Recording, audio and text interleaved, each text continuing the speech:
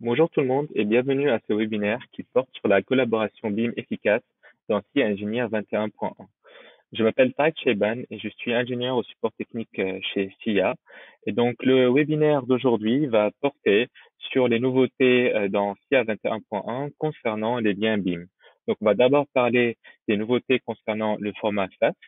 Ensuite, on va évoquer le nouveau lien avec le logiciel de calcul de section et de calcul d'assemblage métallique via Statica. Et on va finir par la nouvelle fonctionnalité mise à jour que nous avons développée avec BIM Cloud. Donc, c'est un outil qui coopère avec le logiciel Archicad de Graphisoft. Donc, commençons d'abord par le format SAS.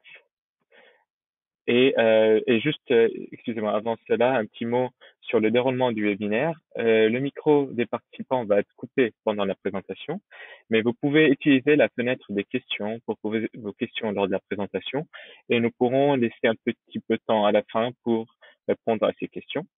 Et ce webinaire est enregistré, il va être publié sur notre chaîne YouTube après la fin du webinaire, bien sûr. Donc, comme évoqué tout à l'heure, commençons par les nouveautés concernant le format SAS.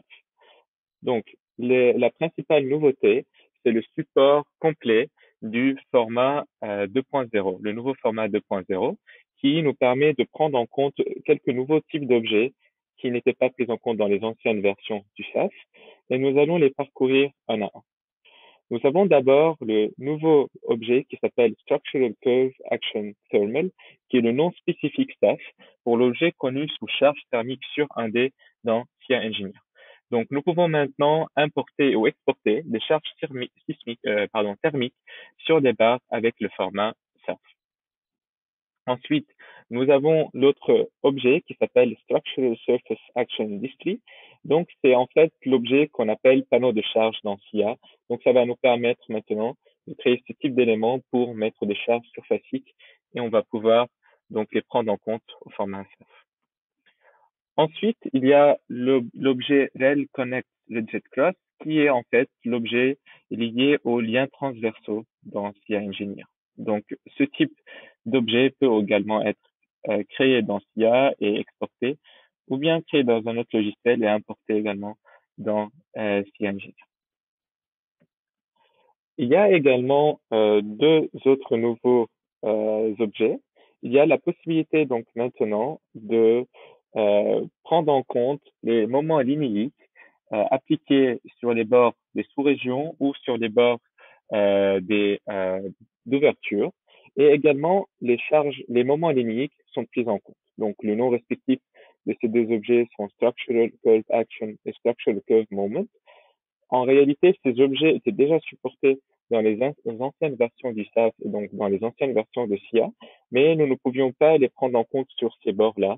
Donc, c'est la principale nouveauté pour ce type d'objet-là. Il y a également d'autres objets qui ont été mis à jour. Il y a Structural Surface Action, donc c'est en fait la charge surfacique qui est appliquée sur les éléments. Il est maintenant possible de l'appliquer sur des éléments panneaux, donc sur l'objet Structural Surface Action Display. Donc voilà, puisqu'on a les panneaux qui sont maintenant pris en compte, les charges surfaciques qui sont applicables dessus le sont aussi. Et l'autre mise à jour concerne l'appui linéique sur des bords 2D et donc maintenant applicable sur des bords de sous-région et sur des bords d'ouverture, comme on l'a vu également pour les charges linéiques ou les moments linéiques. Donc, on a le même type de nouveauté à ce niveau-là. Donc maintenant, je vais plutôt passer au logiciel SIA pour vous montrer directement ce que ça donne dans le logiciel. Donc, j'ai préparé ce projet. On peut voir qu'il y a deux panneaux créés en toiture et sur ces panneaux, on a des charges surfaciques. Et j'ai également préparé un autre cas de charge thermique où vous voyez qu'on a des charges thermiques appliquées sur des barres. Il y a cette charge-là qui est une charge avec une distribution linéaire. Et sur la traverse, j'ai plutôt placé une charge linéique, donc une charge thermique avec une distribution constante. Et j'ai également placé des charges linéiques qu'on va voir ici sur des bords d'ouverture et sur des bords d'éléments 2D. Et pareil pour les moments qu'on voit ici sur le bord d'un élément 2D. Donc ça aussi, c'est une nouveauté dans ce format SAS 2.0 qui est supporté par CIA 21.1. Et on a également la prise en compte des liens transversaux. Donc ici, j'en ai créé deux. Le premier, celui-là, est un type connecteur. Donc le moment, la rotation est flexible pour l'élément 1, comme vous voyez ici. Alors que l'autre connecteur que j'ai créé, c'est un connecteur standard, donc un lien transversal standard avec le type encastré. Donc, qu'est-ce que ça donne concrètement? On va exporter ce projet au format SAS et on va voir ce que ça va donner. Donc, je vais juste cliquer sur exportation vers modèle SAS et la fenêtre est en train de s'ouvrir. Voilà. Donc, nous avons la possibilité d'exporter également au format 2.1 qui est maintenant disponible. C'est la version qui suit directement à la version 2.0. C'est le même format en fait, mais nous avons un objet supplémentaire. C'est la prise en compte des résultats sur des éléments 1D ou des éléments barres. Ce format, on va bientôt le publier sur le site saf.guide et vous allez pouvoir jeter un coup d'œil sur la spécification. Et dans cet exemple-là, je vais plutôt utiliser le format 2.0 dont je vous parlais et je vais cliquer sur Export. Donc, on va donner un nom au fichier. Donc, je vais le mettre ici. Exemple ça. Voilà. Et donc, c'est en train d'être exporté. Le fichier va être ouvert automatiquement après l'export. Donc, on va le voir ici. Et je vais juste revenir un instant dans SIA. Vous voyez qu'à la fin de l'export, il y a le bouton info qui est disponible. On peut cliquer dessus. Ça peut toujours servir d'aller vérifier ce fichier après avoir exporté au format SAS. On peut vérifier dans cette fenêtre-là s'il y a eu des problèmes au niveau de l'export, ça va apparaître. Et on aura les autres informations comme le nombre d'éléments à exporter, etc. Donc, je vais aller sur le fichier SAS exporté. On va aller voir les types d'informations concernant les nouveaux objets pris en compte. Donc, on va voir d'abord les liens rigides, les liens transversaux, pardon, et on va voir que le premier, c'est le type rigide qu'on avait montré tout à l'heure, alors que le second, c'est avec un lien qui est en fait flexible dans la direction de rotation pour l'élément 1. Vous voyez que c'est flexible et on a la vraie valeur de la rigidité à ce niveau-là. Et une remarque assez importante à ce niveau-là, c'est qu'il y a beaucoup d'utilisateurs qui utilisent le lien transversal de type connecteur avec un comportement non linéaire. C'est surtout utilisé pour les échafaudages. Donc, ceci n'est pas encore supporté dans le format SAF actuel. Donc, la fonction non linéaire ne va pas être prise en compte. Pour l'instant, vous pouvez vérifier le message d'info qui apparaît à la fin de l'export et vous allez voir qu'il va vous dire que ce type de lien transversal va plutôt être exporté sous forme de lien rigide.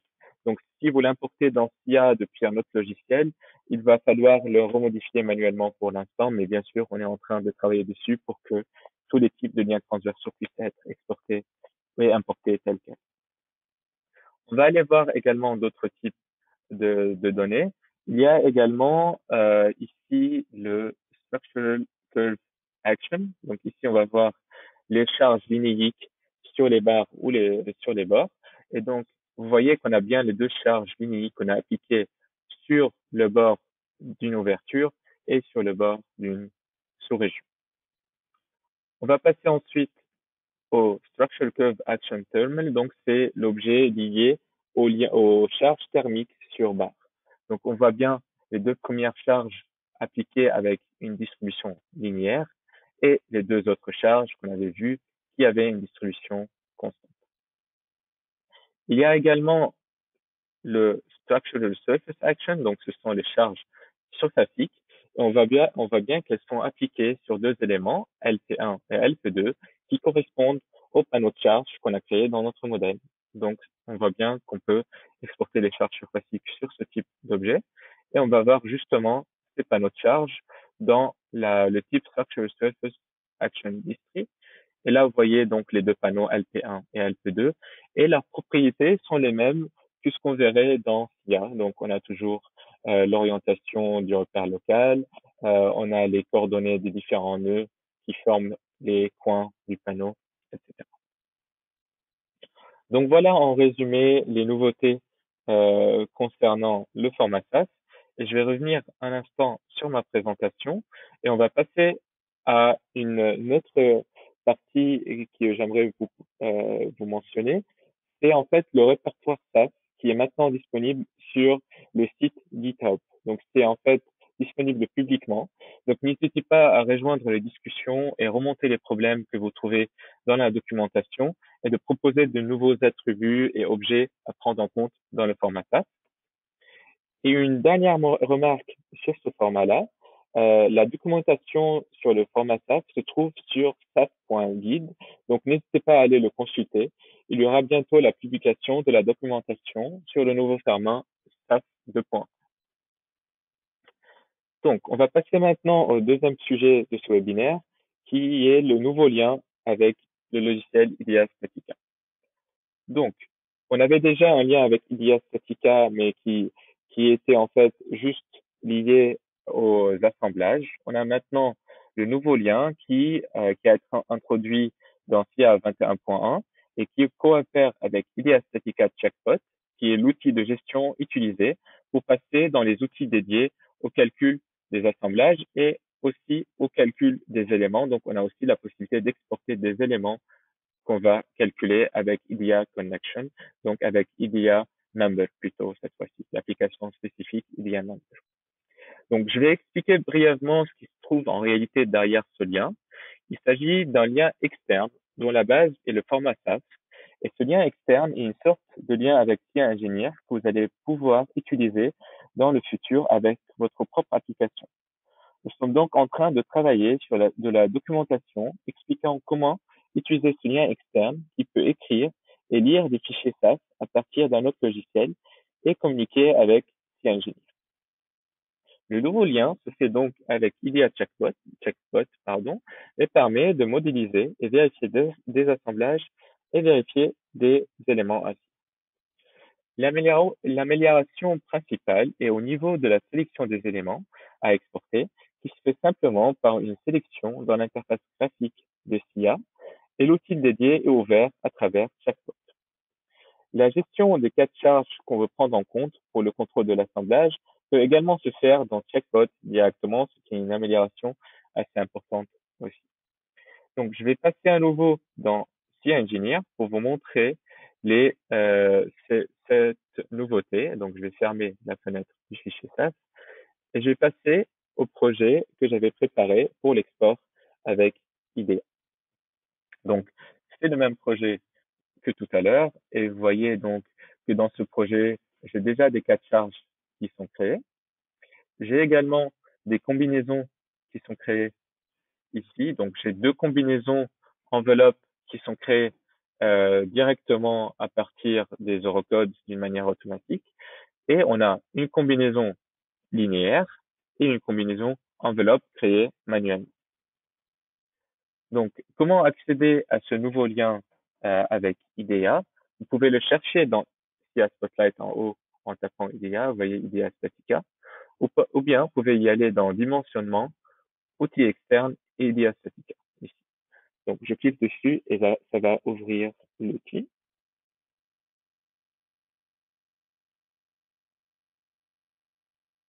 Donc, je reviens sur l'écran.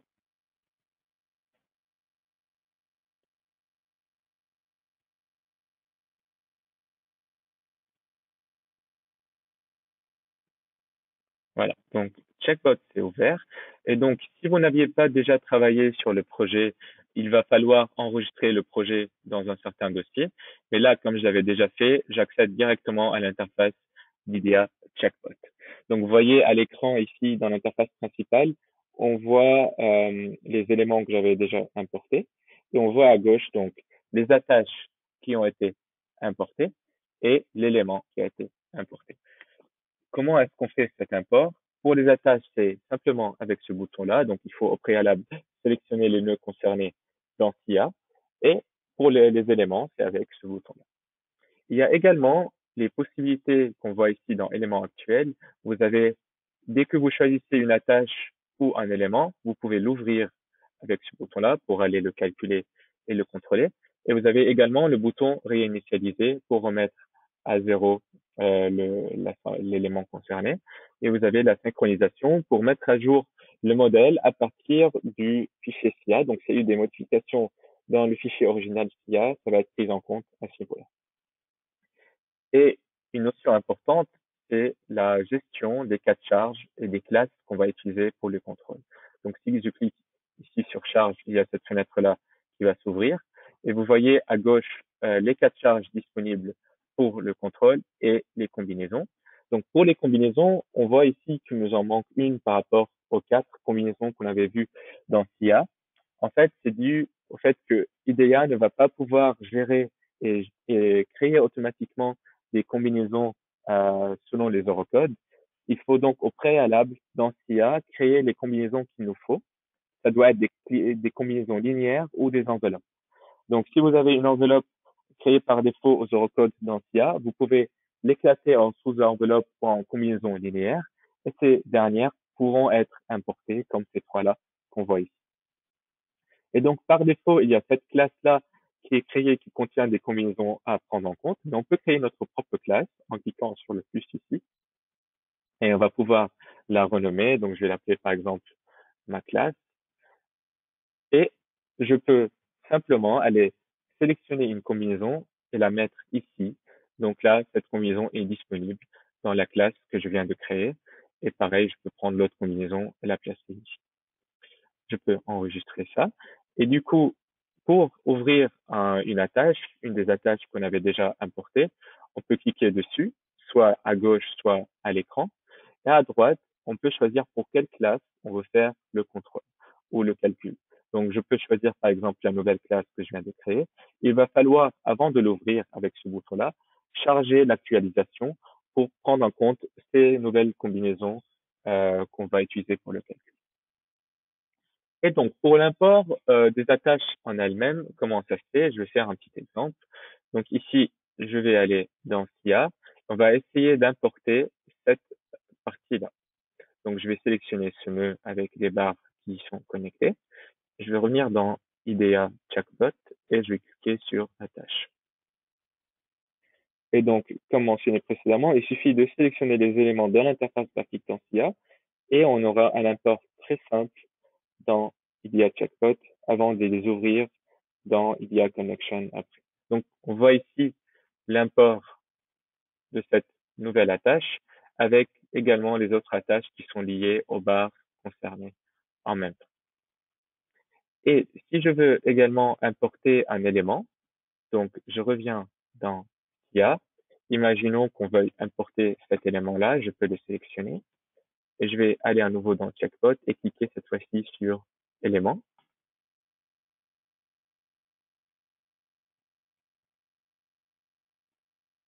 Et donc là, l'élément a été importé et on remarque que les deux nœuds associés à cet élément ont été importés comme des attaches parce qu'en fait, pour le calcul avec IDEA Member, donc le calcul d'un élément dans IDEA Statica, il faut qu'on ait les connexions créées des deux côtés, les attaches créées des deux côtés pour qu'on puisse calculer la vérité et avoir un calcul précis. Donc c'est normal, on importe également les deux nœuds aux extrémités et les éléments connectés dessus. Donc voilà, on a maintenant les éléments dans IDEA Checkbot. Et une fois qu'on a créé un assemblage et qu'on a calculé, si on clique dessus dans Checkbot, comme par exemple comme l'assemblage au nœud 193 ici, on peut voir à droite l'assemblage qui a été créé. Donc ça reste enregistré ici. Et vous avez le bouton calculer en haut qui permet de calculer votre assemblage même sans rentrer effectivement dans IDEA Statica Connection en restant dans Checkbot. Donc ça vous permet de gagner du temps. Si vous rajoutez des combinaisons ou des cas de charge à calculer, vous pouvez tout de suite lancer le calcul depuis cette fenêtre. Et une autre notion importante, c'est que le dossier IDEA Statica où vous avez tout ce projet-là avec les attaches et les éléments, ils sont sauvegardés dans un dossier, dans le même dossier où vous trouvez le fichier SIA original.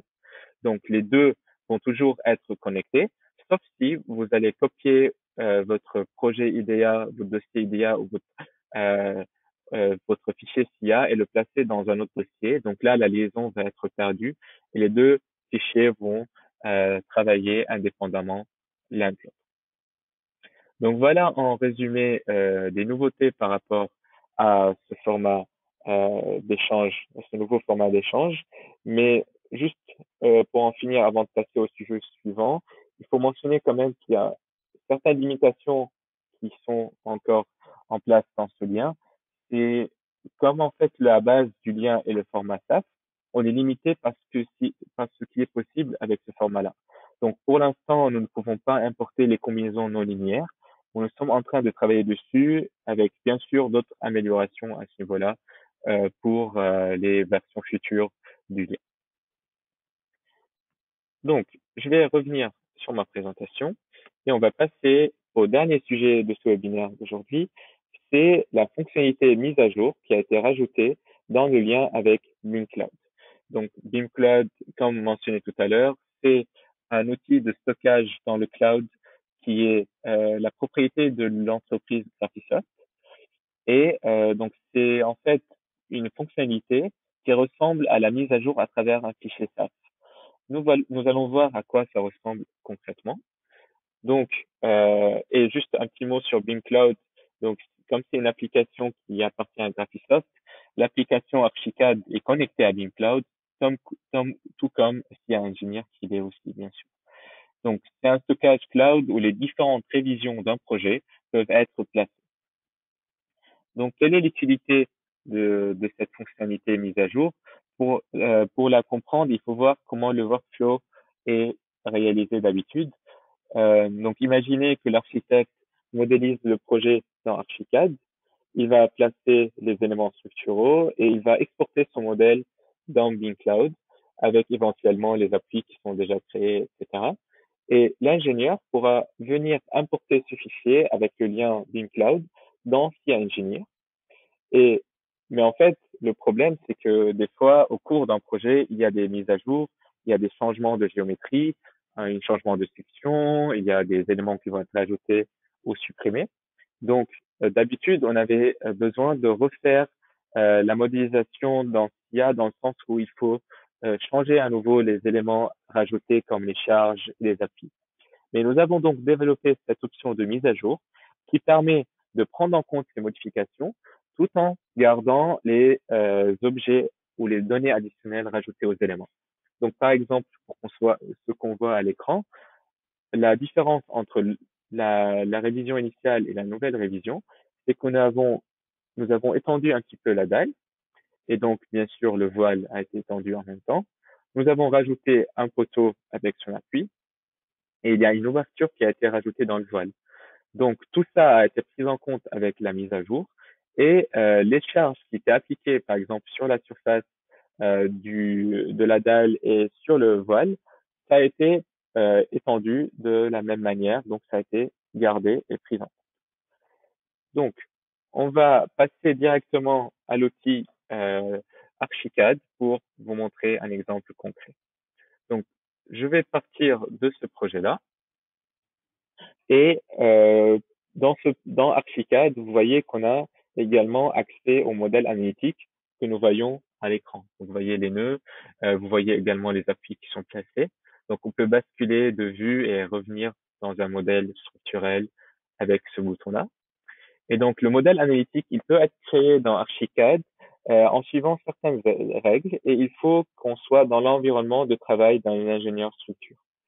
Une des règles de la création d'un modèle analytique, c'est le fait que l'élément qu'on va convertir doit être porteur. Et on peut retrouver ces règles dans cette fenêtre-là. Et vous voyez qu'on va avoir des règles qui sont déjà prises en compte par défaut. Ces règles sont suffisantes pour l'instant et ils ont permis d'obtenir un projet adéquat et on a la prise en compte donc des applis qui sont créées, mais nous n'allons pas créer de charges. On s'est dit que les charges vont être plutôt gérées par l'ingénieur directement dans le logiciel de calcul. Donc, je vais fermer cette fenêtre. Et pour pouvoir exporter au format SAF depuis Archicad, il faut aller ici vérifier ce qu'on appelle ici le traducteur SAF. Donc, il faut voir ça comme des tableaux de mapping de matériaux ou de sections entre Archicad et le fichier SAS. Et donc, ceci, ce tableau de mapping peut être créé d'une manière manuelle, ou bien on peut les récupérer depuis le site de d'Archicad, donc le site de Graphisoft, en, euh, en, en suivant le lien qui se trouve ici. Et donc là, dans mon cas, j'avais déjà téléchargé les bibliothèques liées au logiciel SIA. Et donc, vous voyez qu'on a un onglet pour l'import, un autre onglet pour l'export. Pour l'export, on peut choisir parmi plusieurs versions d'export du format SAF. On va garder la version 1.0.5 pour cet exemple. Et pour l'import, on est limité à cette version-là, le 1.0.5. Et vous voyez donc le tableau de correspondance avec le profilé à gauche tel qu'il est défini dans Archicad et le profilé avec sa nomenclature dans le fichier SAF. Et une notion importante aussi, c'est de toujours décocher, exporter les données liées aux charges, parce que si ce n'est pas coché, les charges vont également être exportées depuis Archicad. Et si c'est décoché, même s'il y a des charges créées dans Archicad, il va les considérer comme des éléments qui ne vont pas être pris en compte dans l'export. Et vous allez voir ce message lors de l'import dans SIA. Donc, une fois qu'on a fini de paramétrer le traducteur, on peut fermer cette fenêtre et on va aller exporter le modèle vers BeamCloud. Donc, on va aller ici dans Exporter vers BeamCloud. Et là, il va bien sûr falloir se connecter à BeamCloud et créer un projet où nous allons exporter ce projet. Donc, je vais cliquer sur Créer un dossier. Je vais le nommer pardon, webinaire et je vais cliquer sur Créer. Et je vais le nommer ici simple exemple 1 et je vais l'enregistrer.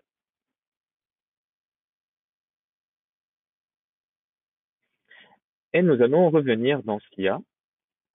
Et là, il va falloir aller dans Fichier,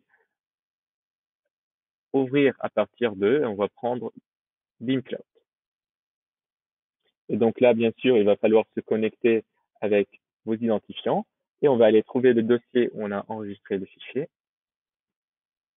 Et c'est le dossier webinaire et on prend la première version du fichier qu'on vient de créer et on va cliquer sur Import.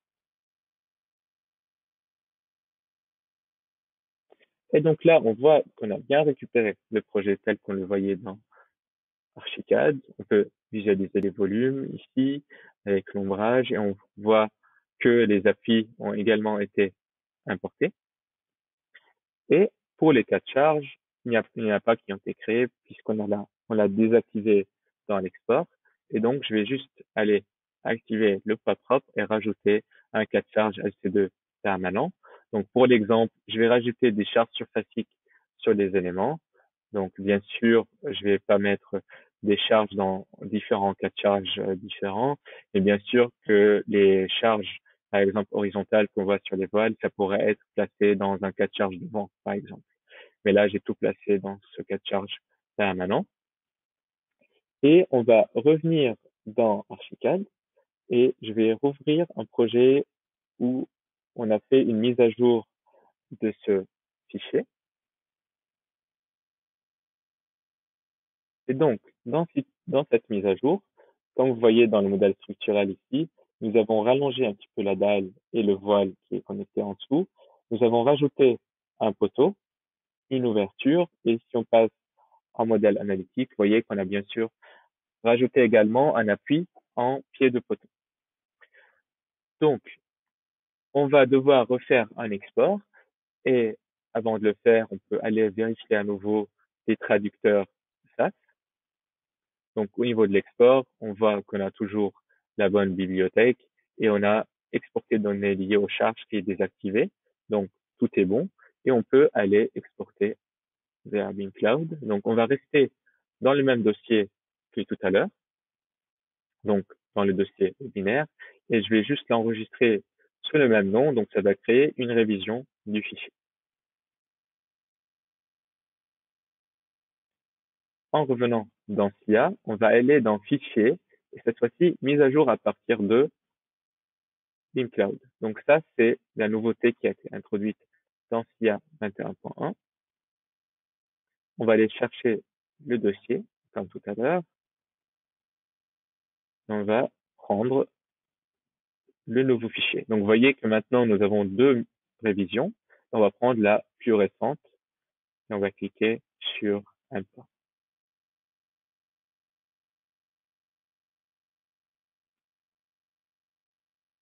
Pardon, je vais refaire l'opération.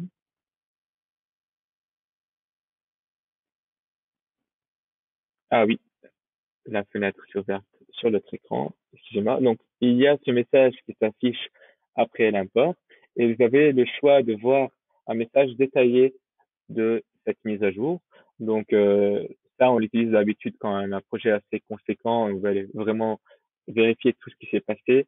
Je vais pas regarder la version détaillée, je vais plutôt mettre non. On va voir la version simplifiée. Et là, vous voyez qu'on a plusieurs catégories. Il y a la catégorie où on va voir les objets qui ont été créés. Une, on va voir les objets mis à jour. Une autre, où on va voir les objets supprimés. Et la dernière, on va voir les objets exclus. Et justement, ce qui est exclu, ce sont les cas de charge et les combinaisons, puisqu'on a désactivé cette option dans l'export. Et donc, qu'est-ce qui a été ajouté? Il y a la nouvelle section liée au nouveau poteau qu'on va rajouter. Et bien sûr, Structural Curve Member correspond au nouveau poteau qu'on a rajouté. Et on a la nouvelle ouverture qui est prise en compte, en plus de l'appui nodal qu'on a placé bien sûr en pied de poteau pour ce nouveau poteau qu'on a rajouté. Et ce qui a été mis à jour, ce sont bien sûr les matériaux, les sections déjà utilisées. Et donc, on peut cliquer sur OK. On va voir ce que ça donne. Vous voyez bien donc que la dalle a bien été élargie et pareil pour le voile. Et nous allons voir qu'on a également, je vais fermer cette fenêtre un instant, et on voit également qu'il y a cette ouverture qui a été rajoutée, le poteau avec son appui également, ainsi que les charges qui ont suivi cette mise à jour. Donc vous voyez que la charge surfacique est toujours appliquée sur la totalité de la surface de la dalle et du voile également. Donc voilà, c'était un peu en résumé tout ce que je voulais vous montrer dans ce webinaire. Donc on a bien vu que les mises à jour telles qu'elles ont été faites dans Archicad ont été bien prises en compte dans SIA. Je vais voir si nous avons des questions. J'en vois pas. Du coup, je pense qu'on peut clôturer ce webinaire. Donc, merci beaucoup pour votre attention. Et bien sûr, n'hésitez pas à revenir vers nous au support pour plus d'informations. Et je vous dis peut-être à bientôt au prochain webinaire. Au revoir et merci.